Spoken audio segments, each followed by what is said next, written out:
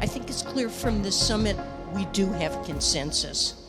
We share the goal of securing a more prosperous, healthy, and livable planet.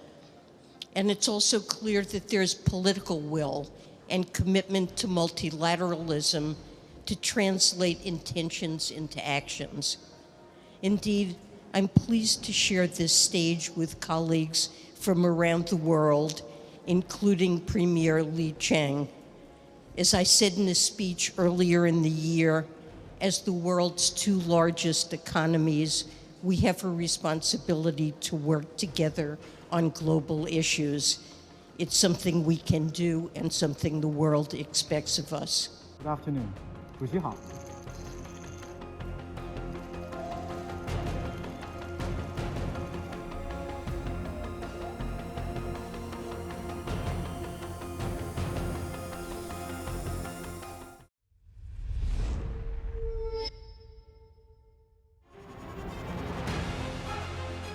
Email exchanges from inside the BBC, they talk about the risk of violating Indian laws.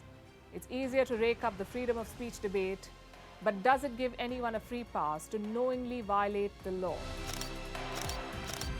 America supports India because it needs India's support in return. And India is working with the US because it suits India's interests. This is how geopolitics works. Last night, he diffused a crisis with his defense minister. But today, Netanyahu was confronted with a new problem. His cabinet seems to have rebelled against him.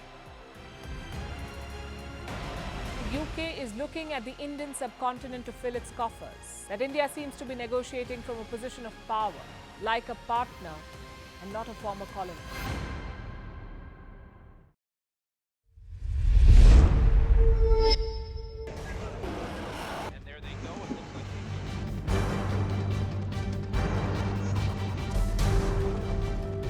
The US and Russia are dangerously close to an armed conflict.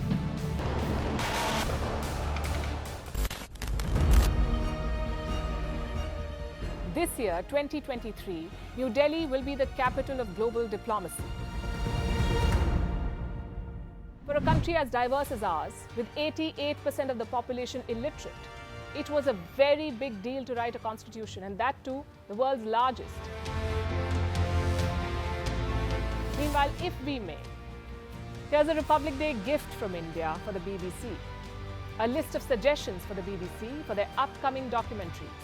Number 1, the Kohinoor and the colonial loot.